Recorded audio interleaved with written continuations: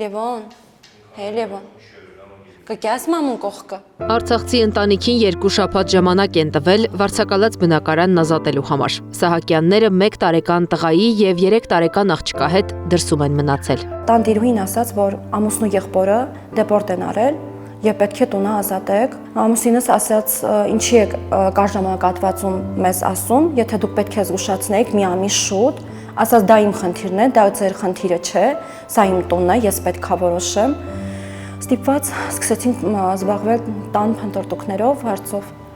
բայց կար ժամանակահատվածում հաստատ բոլորս գիտենք, որ չեն կարող տուն գտնել այդքան կար ժամանակահատվածում։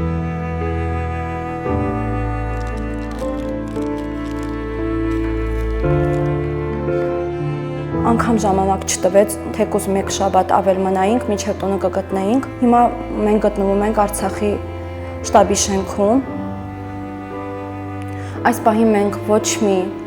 տեղ չունենք գնալու, հնարավորություն չկա ոչ մի տեղ ապրելու, դրա համար ստիպված եկել ենք այստեղ պետք է ապրենք, մինչև տունը գտնենք։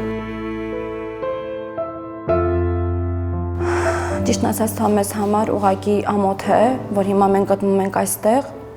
բայց ուրիշ մեզ տարբերակ չթողեցին, ելք չթողեցին, դրա համար բալիկս էլ հիվանդ է, ջերմության մեջ էր այս 5 օրվա ընթացքում։ Ստիպված մենք դրա համար վերցրեցինք ու երեխայի հետ եկանք այստեղ։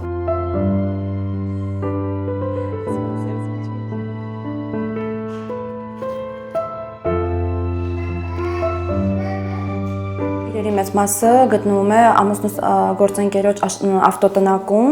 Մեր հետ բերել ենք ուղղակի մեր շորերը եւ բալիկի շորերը, ինչ որ այս պահին մեզ անհրաժեշտ կլինի։ Սահակյանները մինչև տուն գտնել է ներկայացուցչության շենքում են գիշերելու, որտեղ ոչ մահճակալ կա, ոչ էլ երեխայի համար հարմարություն։ Փնտրում են տուն նոր-նորքի 4-րդ, 5-րդ, 6-րդ զանգվածներում, քանի որ աշխատանք ունեն այդ թաղամասում։ Լևոն, եկ, դե եկ դավայ։ Ներկայացուցչության շենքում անդադար Լևոնի անունն է հնչում, որ անտուն ծնողների ուրախության ու ժպիտի առիթն է։